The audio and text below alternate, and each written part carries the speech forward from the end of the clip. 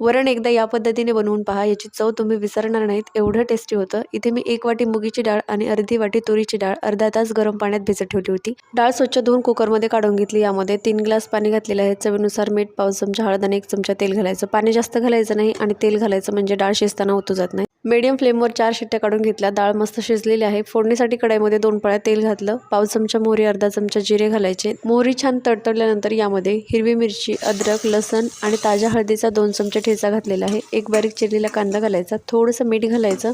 कांदा छान परतून झाल्यानंतर यामध्ये अर्धा छोटा चमचा लाल मिरची पावडर, अर्धा छोटा चमचा गरम मसाला, पाव चमचा हळद घालायची।